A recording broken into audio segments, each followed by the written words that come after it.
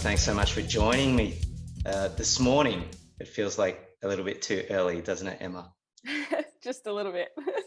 Yeah, excellent. Well, look, really wanted to have this chewing the fat session with you because you've recently joined the Simpler Health team, formerly a client. I mean, you're still someone that I coach, and you got to keep reminding yourself you're still in a structure, okay?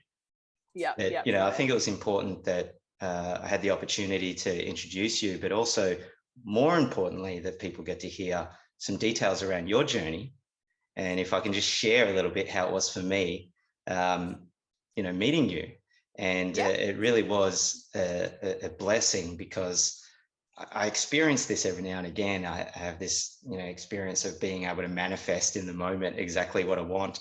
And at that time, I remember in my old apartment, I was thinking about, well, my daughter, who's 9, and she wanted to do gymnastics, and she'd been watching all these videos on YouTube, and her friends do gymnastics, and she's practicing around the home all the time, and I'm thinking to myself, who do I know in that realm that might be able to assist? And I like to be able to do that, hook people up with the experts and those that are going to be able to contribute the most. Anyway, lo and behold, my phone rings and it's you. And you tell me that, and the way in which you approached the call was really inspiring for me as well, because you said, my doctor's referred me to you, and I know you're really busy, but you have to work with me. And, how am I going to turn that down? And then it just turns out that you're also one of the world's best gymnasts. So anyway, it was amazing. I went back and I said to my daughter after our phone conversation, hey, look up this name on YouTube. So she looks you up and she watches a couple of clips and she said, oh my God, Dad, she's amazing. I said, how would you like to meet her? And, and then I even suggested the possibility of her getting a couple of coaching sessions from you, and she started crying. And so I just felt like, it was a real dad win for me. So blessings to you for that gift to my life. And, the one that I love the most is my daughter. So, it's a real honor for me to have you on board. But, why don't I allow you just to introduce yourself and say where you came from? Yeah, or how I came into Simpler Health. Yeah, okay. So, well, I was a gymnast for 20 years, and then I finished up 2020, COVID kind of threw a bit of a spanner in the works of my Olympics journey. So I was like, okay, no worries, time to move on. I've had a really good run in the sport, and went on to sort of do a couple other random things, went on a TV show, got a normal person job. And then I found myself in a bit of a predicament, or an imbalance, as you and I would say, where I had some hormonal issues and I ended up putting on about 15 kilos in 3 months. And for me as an athlete, that was wild. I'm quite in tune with my body, and I knew, like, pretty much as soon as I put on like 1 kilo, I was like, there's something not right here. Saw quite a few doctors, endocrinologists, had blood tests, everything. And there was one person that mentioned something about insulin, but had said nothing further. And I had asked other GPs, endocrinologists, I said, can you just look at my insulin levels on my bloods? Because even I looked at it and it had changed. Anyway, cut a long story short, it was about 9 months later that I finally got put in touch with you, because we're in lockdown. So it happened just in the middle of lockdown. It happened in about February 2021, and I came across you in September. So that whole time I was trying to diet, exercise. I went through a period where I was getting those like workout meals where you know exactly how many calories are in it, and I would have like one a day because I was like, I don't understand. I'm eating it and I'm still putting on weight and I'm training twice a day. So finally September, went to another doctor. She looked at my bloods. Yep, straight off the bat she was like, yep, your insulin's way too high, it's causing this. I'm going to put you in touch with this guy, give him a call. walked straight out of that appointment, sat in my car, and I called you up, and that's when I was like, hi, I've got an issue. You need to help me. Wow. Wow. Yeah. Well, just take me back a step, because it's not like you're just any kind of gymnast. You're known affectionately within those circles as the beam queen, right? So you're obviously very talented, and from what I can tell, what I've learned about you, you have lived a very balanced life.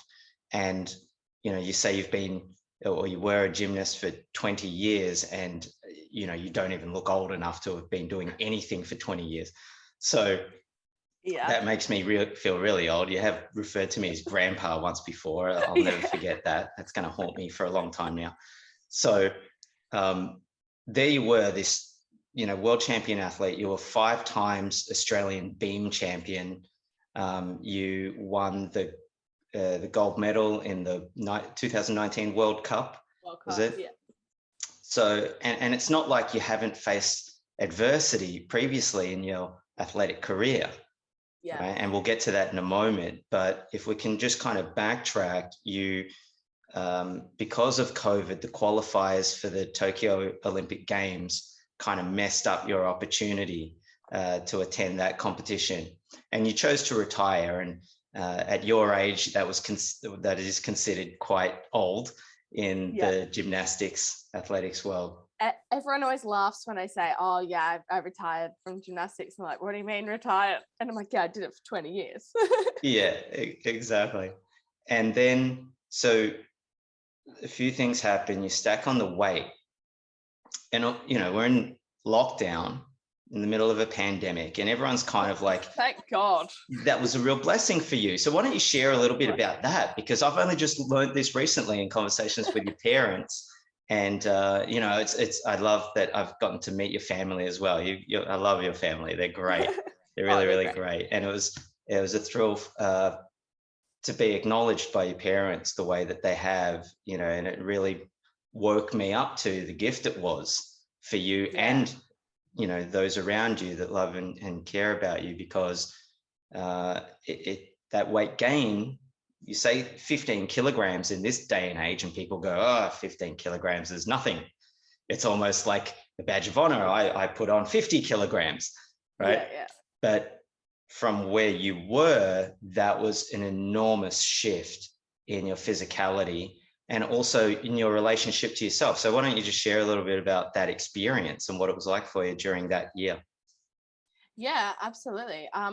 As I said, having been an athlete, we're very in tune with our bodies. I had spent the entirety of my career, wearing a leotard and being constantly told, oh, make sure you don't eat that. I went through a whole year of my training when I was going through puberty where, I had those weird body fluctuations. I was really injured, and my coach would steer me away from the dining hall, like when we would finish our training. So, I've been through competitions where we had to eat off the dessert sized plates because we had to lose 3 kilos in 3 days, like even though we were tiny, so to us, our body image, I guess, is sort of everything. And so when I started to notice that I was putting on weight, I had a hormonal IUD put in like maybe 3 months prior to when I started putting on weight. And I was convinced it had to have something to do with that. And that was to assist you in regulating your menstrual cycle for competition. Yeah. Yes. So it could be more predictable. Yeah. Yeah, exactly. Because also it gets rid of it. And I was convinced that it had something to do with that. And I asked doctors everything, and they were like, no, it's not possible. It's the tiniest amount of hormone, blah, blah, blah, whatever. But then I'll never forget, like when I spoke to you on the phone and you mentioned something to do with the marina, and I like almost started crying. I was like, oh my God, because for like 9 months, I had been told that there's no way that could have had something to do with it. But I knew what I was eating. I knew that I wasn't eating, well, what I thought at the time, nothing wrong. I now know that I was eating the wrong thing for what my body was going through. But yeah, oh my God, we're just putting on 1 or 2 kilos. I was like, okay, my like teeny weeny size 6 jeans are not fitting me. What the hell? And then go down like a month down the track and I've maybe put on like 5-6 kilos. I've got an entire wardrobe now that I cannot fit into. And I was like, what? I've never gone through this in my entire life. And then because it was like a lockdown, I had just recently like decided to retire. I wasn't training as much. So then I had lots of people saying to me, oh, your body just changes when you finish gymnastics. You're a female athlete. It's normal for you to put on weight when you finish training. And I'm sitting there thinking to myself, that's ridiculous. I'm still training and I'm watching what I'm eating. Like, what? Like, anyway, and that was getting in my head. And then honestly, like, you saw me, what I looked like when I walked into your office, like all of a sudden I was just like puffy.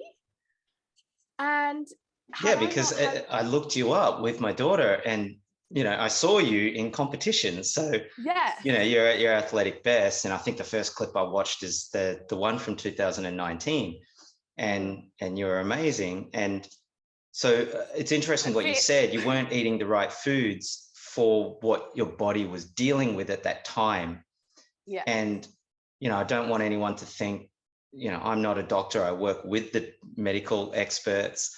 But scientifically, I am aware of some evidence that suggests the high levels of progesterone can exacerbate insulin release. So, you know, it makes sense to me that in that biochemical environment, it would have been easier for you to become hyperinsulinemic, so an accelerated or an excessive amount of insulin released when you did eat carbohydrates, right? And then as a compensatory mechanism, what we have built into our tissues sometimes is this, it's almost like an anti-cancer type protective mechanism where your tissue stops responding to the insulin so much, because the insulin is not just a hormone that regulates glucose levels, it's also, or can be mitogenic, so it stimulates cell growth, and you don't want that if there are some precancerous cells. So for those people who have gained a lot of weight because of excess insulin secretion, and that is the biochemical environment that produces weight gain, obesity is a risk factor for certain cancers. And that's one of the reasons why. So that's what I suspected. And that, you know, when the blood work was sent through to me, your fasting insulin levels were elevated, it kind of confirmed it. I thought, either way, it doesn't matter. The way in which it gets corrected is the same. Yeah. So, yeah, I'll let you continue.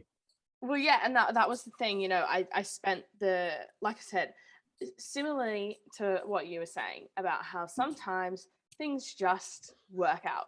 I spent the 9 months being like, thank goodness it is lockdown, because I was mortified by how I looked. I literally had one pair of pants and one jumper.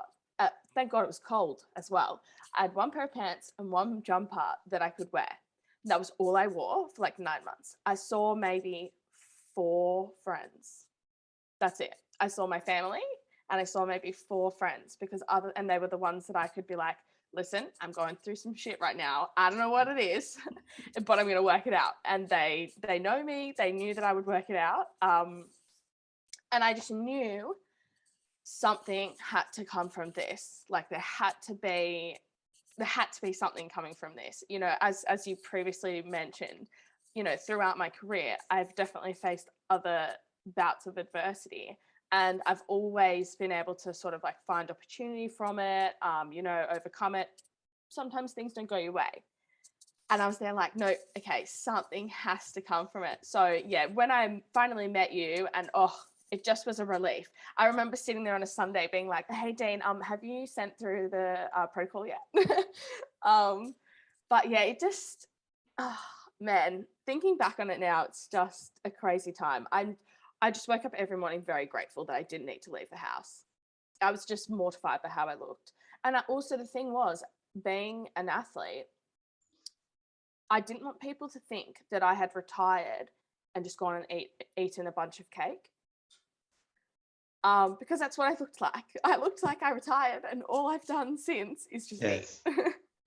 And that's not the sort of appearance that I wanted to give, because that's not me, you know? So I wanted to make sure that I look like what I'm doing, which is training, which is being healthy. So yeah, that was really, really hard time. But we're through it now, and it led me to you, and it led me to here. So, Yeah. you know, in Well, some ways, I get your passion now, because I didn't know until your mum shared with me just the real impact on you, hiding out in your bedroom, crying, as you said, completely mortified. But, you know, you have to say it how I just said it, because it paints the picture of what it looked like. And there'd be many, many yeah, people experiencing that, don't want to venture out. I mean, it's a terrifying thing for a lot of people as we started to open up. It's like, holy, you know, it's what everyone wanted, but holy crap, now I've got to go back out in the world. And I've been sitting at home eating, you know, not you, but others have been eating excessively. And it's a stressful time, etc. So, you know, I saw you on the YouTube clip, and then when you came into the clinic, it was a bit of a shock. You know, it was I like, was wow, very you look fit. different. I was training a lot. Yeah, and you're bulked out, and Yeah. I thought you just kept wearing the same clothes as like the measurement clothes, but they were the clothes that you felt you could wear out of the house. That's what was Yes. comfortable for you. I remember I went from wearing like these baggy pants to, I think, like 6 weeks down the track, I walked in and maybe like leggings, and you were like, "Oh, you're wearing leggings today," and I was like, "Yes, I finally feel like I can wear leggings." Yeah, and it has been an evolution. I've seen even your expression on social media, Yeah. and now I see you posting a lot. And I mean, you've made a move from Sydney to Melbourne, and you know, you're enjoying Melbourne and your friends down there, etc. But it's really great to see you willing to share yourself and your Yeah. world with everyone Well, again, because you really did hide out. I really did. I took, you know, like I have always been quite active on my social media. You know, when I was training and competing, I definitely don't have like a lot of followers and all of that sort of stuff, but I would post that quite a lot. Um, and then yeah, when it all happened, and I was like, you know, the camera adds 10 pounds. I don't need an extra 10 pounds. So I was just like, nah, I'm not posting anything. And I went completely dead, like on my social media for like a good year almost. Yeah. Well, you were militant in your approach. You really Yeah. did do everything that I said, how I said it, when I said it.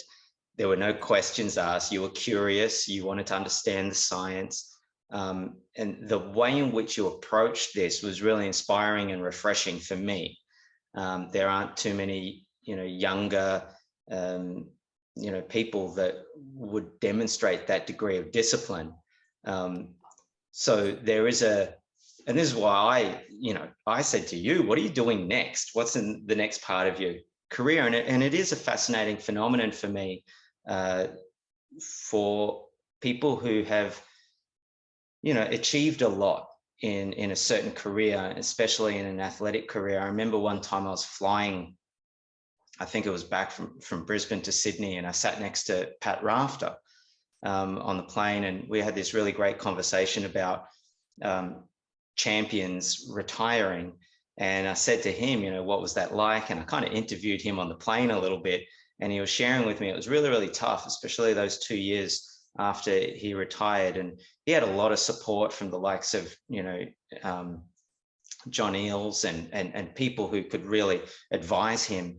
But I asked him, it was interesting. I said, you know, were you able to create for yourself the next championship game of your life?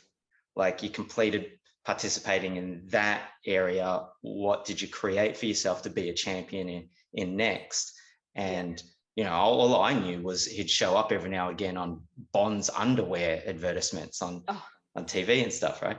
So I didn't know what he was up to, but he said, you know, I just really wanted to be the best dad to my kids that I possibly could, and everything that entailed. And he said it's a far more rewarding and thrilling, you know, experience taking that on. But with the wisdom of everything that he trained himself in and learned along the way as a professional athlete. And there are certain traits that you've really developed for yourself. I share with some of my clients, there's a video clip of you I watched. You're on the beam, you did some flip, you footing missed the beam and you fell pretty much on your face on the beam, chest, your chin, and you just picked yourself up. You got back into the routine, smile on your face, completed it beautifully. And I thought, wow, that must have taken something. And you mentioned to me that you broke your finger on that fall. You winded yourself, you hurt your jaw or something when you hit the beam. And I asked, how old were you there? And you said somewhere like 10 to 11 years of age. Yeah, I think like 11. That's extraordinary. Yeah, that's extraordinary. So you really do have a capacity of being able to pick yourself up. You pull your big girl underpants up, and not so big girl underpants now, and just get on with it. And that's the kind of resiliency you need when you're attempting to restore health. And kudos to you for doing that in this context. And then I said, come join us. Let me train you. Let me work with you. And now Trevor and I are just, we can't get enough of you. We love your energy. We are so excited to think in a year's time how you're going to develop in this journey as well, and the beast you're going to be then.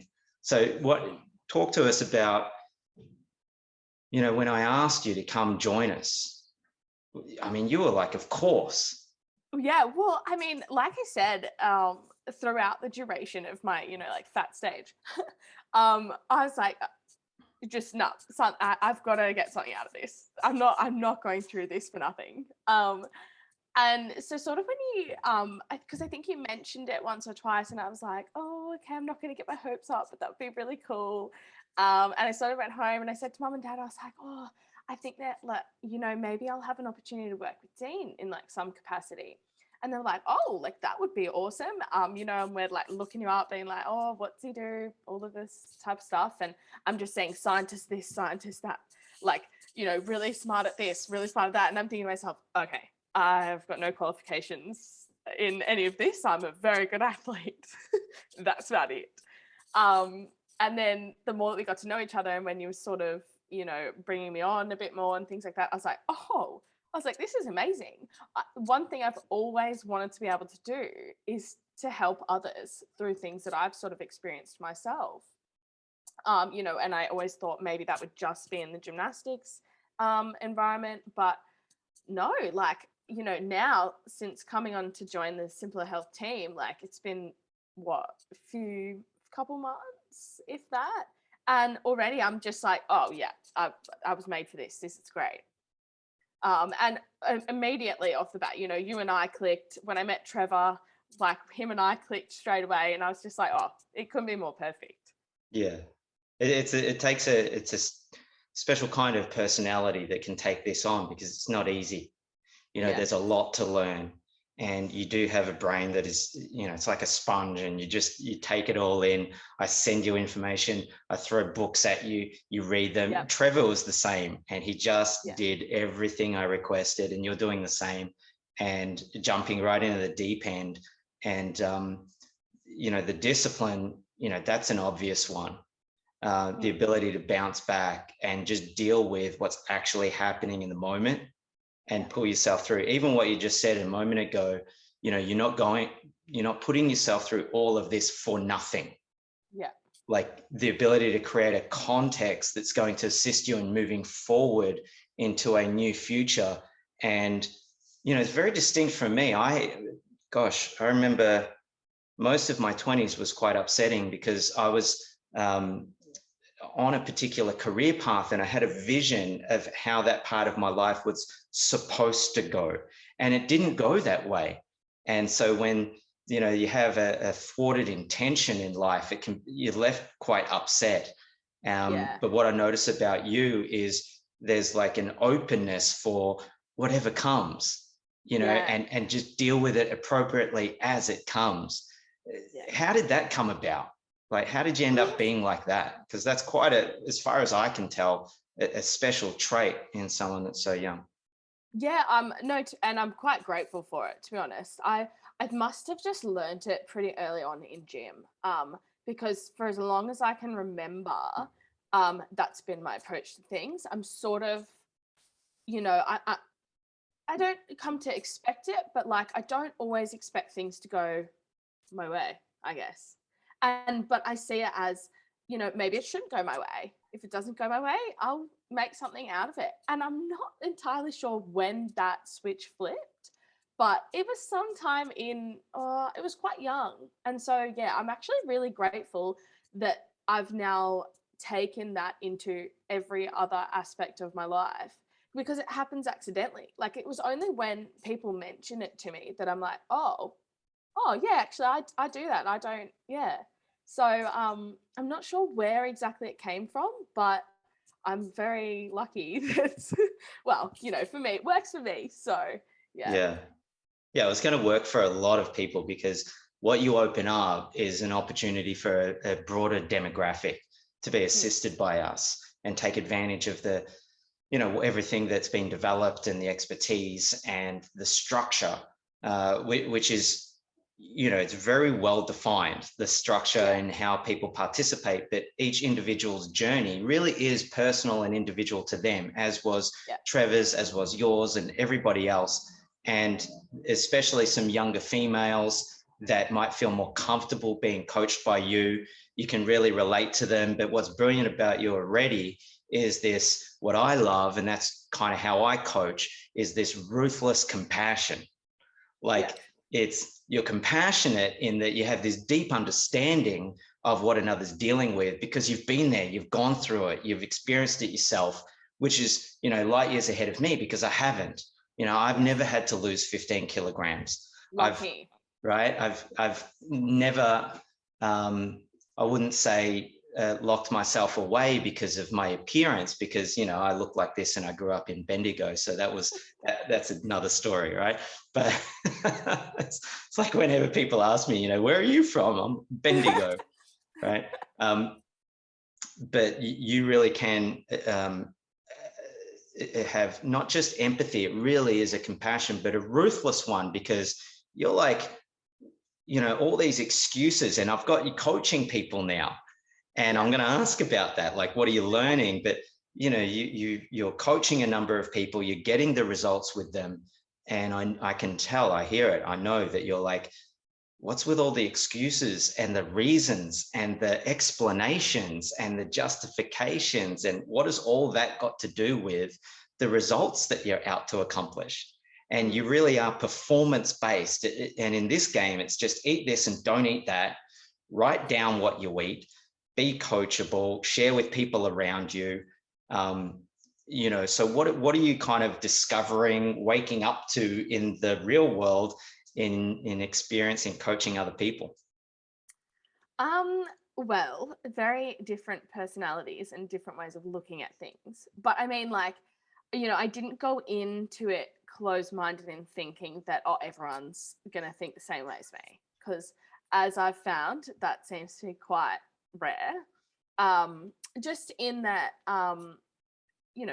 that's something that I learned early on, like it's something that you have to learn and come to realize on your own. And so a lot of the time, my clients that I'm working with right now, I'm really taking on their journey as well. Like I'm getting really invested for them as well. And I think though they really feel that, we just have those like weekly chats, but I'm on that call and I'm like, yes, like I'm so proud of you. Like we're doing this, like we're in this together. But I mean, I am definitely learning along the journey of how I can support them, because I think that's the main thing. And that's one thing that I've learned throughout my, young life, I guess, is you just can't really get through anything on your own. Well, you can, but like having that support, having people around you, having help goes a long way. And so I think for me, in my role right now, I'm just trying to be the best support that I can so that my clients can reach their goals, and whenever there's a science question or something like that, I'm there texting you like, Dean, what do I do?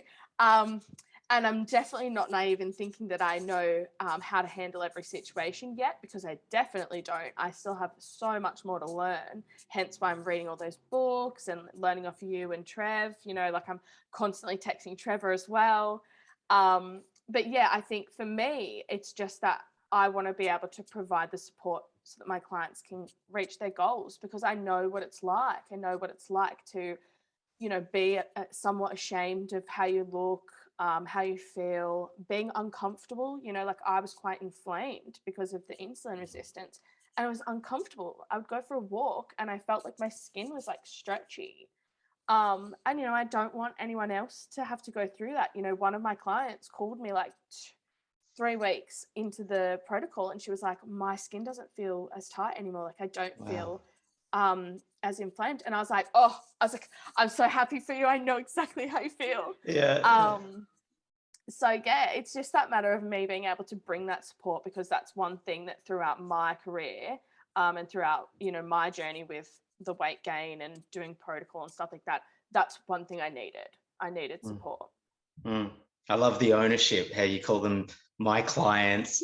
It's, yeah, totally. You ought to. And I can see how invested you are in that journey with them, shoulder to shoulder with them, in the fire together, really supporting each other to be bigger than you've ever been before in being, not in physicalness. We want the physicalness obviously to lessen, but the capacity to be able to get through it. And it's not an easy journey. And that's why the coaching structure makes such an enormous difference. And what there is to develop yourself in is the repertoire of like the menu of conversations and experiences. And that comes with time. You get to the point where, as you say, I'm a grandpa, you've coached thousands and thousands of people over the years.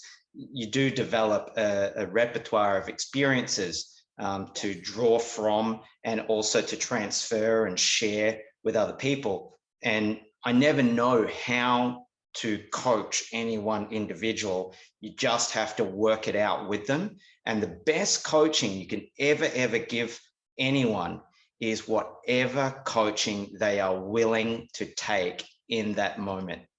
Yeah.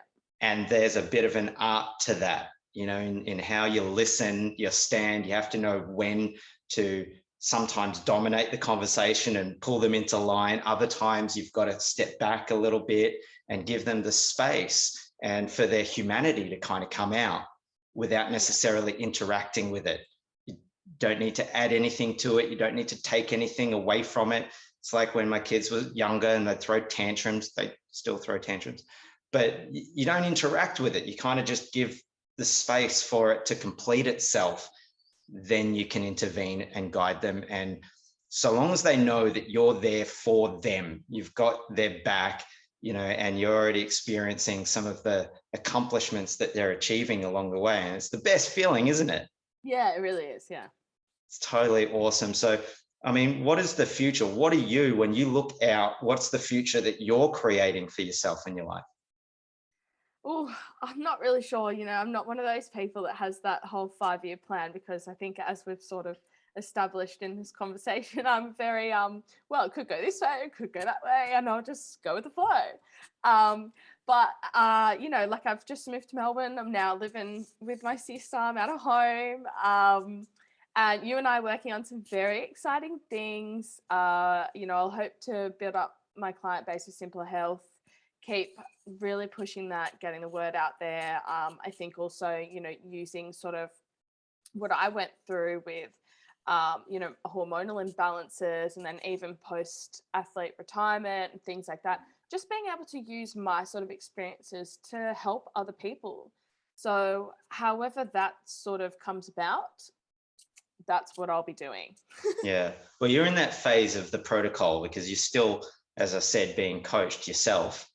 And what I like to do is take people through a journey and create a life that's really compelling and inspiring and gets you up to something. So now that you're coaching people, you really are, as I said on a recent Chewing the Fat session with Trevor, you're on the hook. Like you've boxed yourself in. You can't let yourself go again. You can't, you partying and stuff every now and again, but you can't be doing that too often. You got to manage yourself, and you've got to keep demonstrating the discipline that you've previously demonstrated. And, it's not just that you're coming to work as part of the team. It's like, I can hear that ownership, and I'm going to support you to create whatever else you want, and use this as a platform to train and develop yourself, and the resources that I have available and the expertise. And, I'm just absolutely thrilled that you've gone from hiding out in your bedroom to now not just moving out of your parents' home, but moving into state, and you've got the confidence to do that. And you're creating, which is, it's not important. It's not important what you create. What matters is that you're creating. Yeah. And that's when you get to live into an invented life, one of your own design. So I'm just really thrilled and excited for you. And I've got some, as you know, I've networked up the yin yang, and with some really amazing people, and I'm always coming up with some really cool ideas. So Dr. Joanna Winchester, for example, I share about her a lot. And I said to her at some point, you need to create a podcast. And I had a name for it. I said, you got to call it Teaching Heroes. And it was so perfect, right? And said something similar to you. And so, look out, everyone, because that's coming very soon. And anything you want to share about that? I don't know if you want to divulge the specifics, but anything you want to share? Well, not yet, because I feel like it could go, it's very exciting. We're working on something very exciting, but because we don't have a set and narrow direction yet, we're still in the woodworks with it. Let's just say, there will be something that I'll be able to share, sort of like what I've been through, and, use other people's experiences and things like that to bring something very exciting about. Yeah, it really is. But we're being very secretive, aren't we? I know. People are going to be like, what are they cooking up? It's worth it. It's worth the wait. And it's covered. Yeah. It's covered. So, any advice for anyone that might be dealing with similar situations to yourself, or just dissatisfied with their health, their level of vitality, and wondering about what they should do, or they might be kind of hovering around the perimeter of Simplr Health, but they haven't yet been willing to pull the trigger on it? Anything you'd like to share to those? Well, I guess there's never a perfect time. One thing that I've very quickly noticed is people saying, oh, it's not the right time. And that happens in every element of things. Oh, it's not the right time to quit my job, or it's not the right time to break up with this partner, blah, blah. No, there's just never going to be a right time. And protocol is hard. Well, actually, it's not hard. It's a structure, and it's something you've got to follow. And, for, I don't know, just human nature, that's annoying. It's annoying. And it's annoying to do. Yes. Like in life, it's annoying. It's just bothersome. And so the way I see it is just get it out of the way. It's like something that can be done now, and in a year's time, you'll look back and be like, oh, okay, look how much better I feel. Look how much healthier I am. And it's just a short time. And so I just do it. Honestly, like the whole, oh, it's not the right time. Oh, I'll do it later. Blah, blah. No, you just are going to regret it. Like, that was one thing, I said straight off the bat to you, I was like, it's a Sunday, where's my diet? I want to start right now. Because the way I saw it was, if I put in the hard work now, then it would just pay off in the long run. I can put everything on hold for now. My friends are still going to love me. Everyone's still going to be there in 6 months' time. Just do it now. Yeah. You know what I mean? Yeah. And it wasn't that hard, was it? No.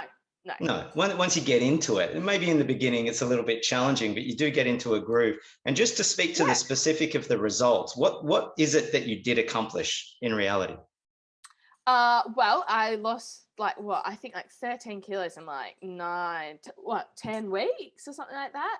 And then in 9 weeks, I reversed my insulin resistance. Yay. So we got your blood work. So your doctor who originally referred you to me, she was a bit hesitant because I reached out to her. And this is what I do with my clients sometimes is we reach out to their practitioner just to update them and maybe discuss the situation, if there's any medications that need to be reduced in dose or stopped completely.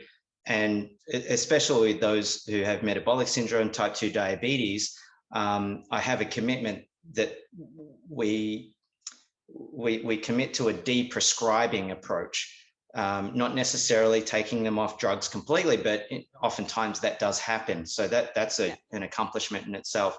But your doctor was hesitant to get the follow-up pathology done because it may have been upsetting for you if your insulin levels hadn't reduced. Yeah. And I was like, just get them done. You know, your fat, percentage is just coming down. Your muscle mass was like this. In fact, it started to increase a little bit, which suggested to me clearly that hormonal imbalance had been corrected, and the insulin, glucagon, those two hormones that counterbalance each other, it seems to be a key hormonal axis that regulates all other, or a number of other hormonal axes. So when this one is out of whack, sometimes you have too much insulin, not enough glucagon, and to compensate for that, then you release too much cortisol, and then you're constantly in the fight or flight experience, and it can be exhausting, you cry, all this sort of stuff. So anyway, so it went back, started off at 3, then you became hyperinsulinemic, it was 8, and then it was back down at 3. Yeah. So as a biochemist, I love seeing those numbers. Yeah. What else? 13 kilograms in whatever it was, 10 weeks. What else? Yeah. Obviously the inflammation gone. And I just noticed that I felt fine. Like I didn't need to nap. I had been like so tired because obviously what I was eating was just not fueling my body. And then my headspace was so much better, like I'm back to normal happy Emma. Like for a little while there, everyone was like, oh, where's Emma gone? And I was like, I'll be back. Yeah. And now I'm throwing everything at you, like, and we're going to do this and we can do this together. And how about this? And you need to go create that on your own. And you're just like, yeah. And you've got the capacity to take it all on now. And a couple of other things that you shared with me, I hope you don't mind me saying this, when you were able to fit back into your size 6 shorts. Yep. And you almost cried, or you did. I know. I know. I was like, because I was like far out. I was a very tiny person. Which obviously, like, I think I mentioned to you as well. I'm no longer a, athlete. I'm not training 20 hours a week anymore. So I also have had to come to terms with my body changing a little bit anyway. I don't have an 8-pack anymore. Things like that. But yeah, just the ability to sort of go back to a weight that I'm comfortable with. And like, I was wearing a bikini and I was out at the beach again. No way in hell last year in July would I have done that. No way. Yeah. Oh, that's so great. And then you also got your period back. True. Yeah. Forgot about that. I didn't have my period the whole year, the entire year, 12 months. Yeah. Crazy. I know. And look, these are ordinary concerns that often don't get spoken about, don't get addressed appropriately, but it's ordinary, normal kind of machinery of the human body. And foundational to all of it is obviously both the nutrition, but the being, the appropriate being. We're human beings, not just human doings and havings. There's being disciplined, being confident, being coachable. And I think that's the real defining thing about you. It's not just because I have come across very high level athletes that, they've gone through that career and now they're dealing with ill health issues, but they're not coachable because they've been coached up the yin yang for most of their life. And now they're like, don't freaking tell me what to do. Right? You were not like that at all. No. So keep it going. I just really thank you for taking the time out of your morning to join me on this little chat. We'll do more of them, and it'll be good. Even you and Trevor should start chatting on these recorded Zooms, and your journey, what you're learning, what there is to contribute. You might just have some ideas and go, hey, Trevor, can we do a recorded Zoom? And And then I might even get you talking to some of our clinical and scientific experts as well. Yeah. And you can learn from them and they can learn from you. And, you know, it's that kind of environment that I love being able to record these conversations and make them available to our clients to listen to. And it really brings them more and more into our world, which becomes their world and that they can own as well. So, you know, just really wish you the best of the rest of the day and look forward to speaking, you know, probably tomorrow anyway, because we've got work to do. Maybe after this. Yeah, exactly. Thanks again, Emma. No worries. See ya.